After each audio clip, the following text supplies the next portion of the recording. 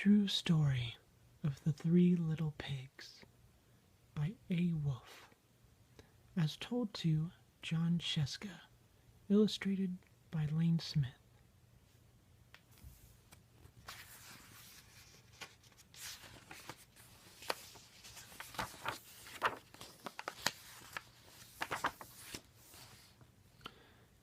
Everybody knows the story of the three little pigs, or at least they think they do.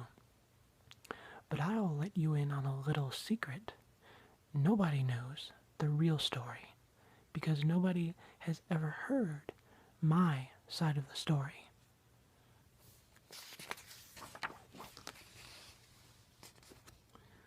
I'm the wolf, Alexander T. Wolf.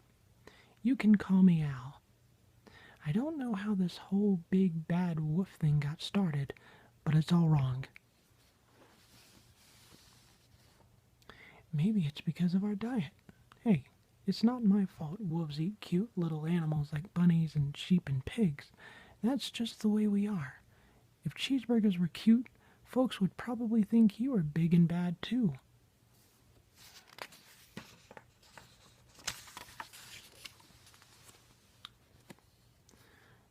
But like I was saying, the whole big bad wolf thing is all wrong.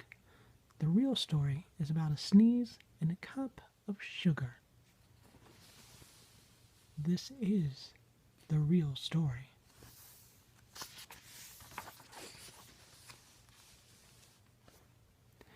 Way back in Once Upon a Time, I was making a birthday cake for my dear old granny. I had a terrible sneezing cold. I ran out of sugar.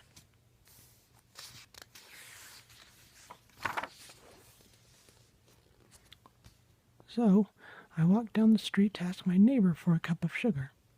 Now this neighbor was a pig, and he wasn't too bright either. He had built his whole house out of straw. Can you believe it? I mean, who in his right mind would build a house of straw?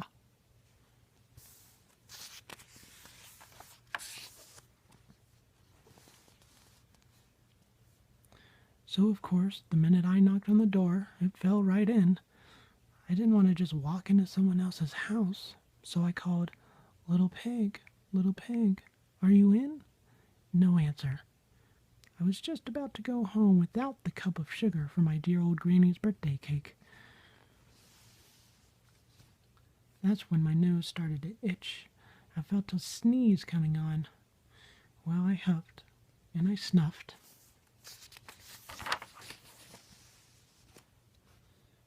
And I sneezed a great sneeze.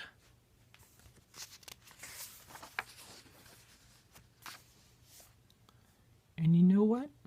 The whole darn straw house fell down, and right in the middle of the pile of straw was the first little pig, dead as a doornail. He'd been home the whole time. It seemed like a shame to leave a perfectly good ham dinner lying there in the straw, so I ate it up. Think of it as a big cheeseburger just lying there.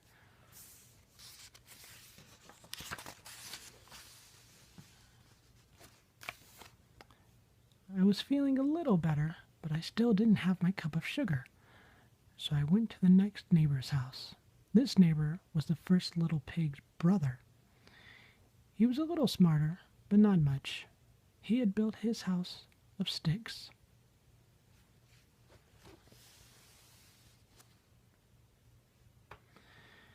I rang the bell in the stick house. Nobody answered. I called, "Mr. Pig, Mr. Pig, are you in?" He yelled back, "Go away, wolf. You can't come in. I'm shaving the hairs on my chinny chin chin."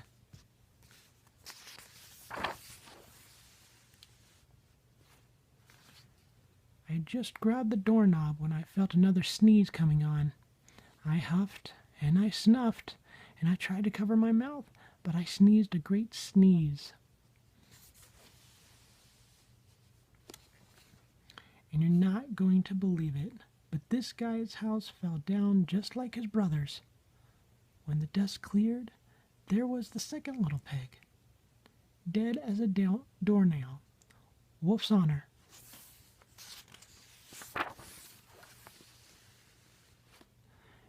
Now, you know food will spoil if you just leave it out in the open, so I did the only thing there was to do. I had dinner again. Think of it as a second helping. I was just getting awfully full,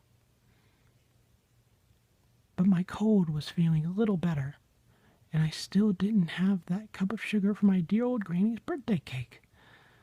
So I went to the next house.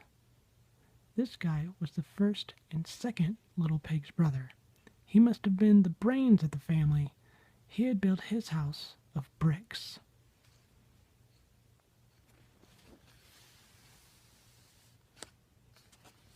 I knocked on the brick house. No answer. I called, "Mr. Pig, Mr. Pig, are you in?" And do you know what that rude little porker answered? "Get out of here, wolf. Don't bother me again."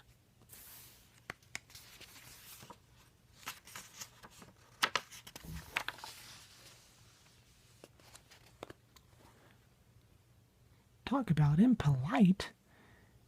He probably had a whole sack full of sugar, and he wouldn't give me even one little cup for my dear, sweet old granny's birthday cake. What a pig! I was just about to go home and maybe make a nice birthday card instead of a cake when I felt my cold coming on.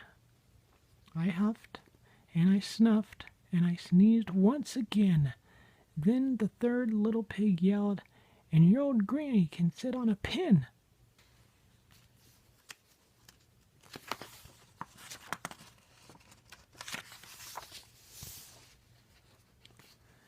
Now, I'm usually a pretty calm fellow, but when somebody talks about my granny like that, I go a little crazy.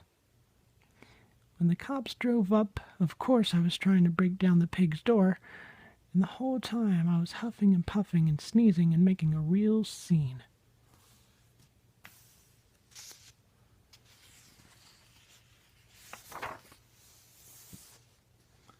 The rest, as they say, is history.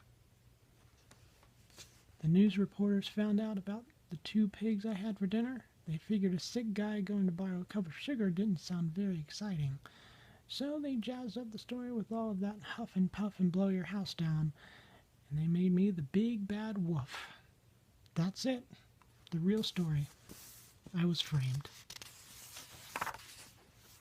But maybe you could loan me a cup of sugar. And that is the true story of the 3 little pigs. I hope you guys enjoyed this. I used to read this all the time when I was a little kid in school. And thankfully, I asked my girlfriend for some books, and she brought a huge stack for me to read and keep on making these videos. So I'm so happy that this was in here, because it's just a great book. I love it. Anyway, I hope y'all liked this video. Let's see. If y'all do like it, then share it and give it a thumbs up, and subscribe if you like. Anyway, I'm gonna get out of here, but keep calm, and thank you so much for watching.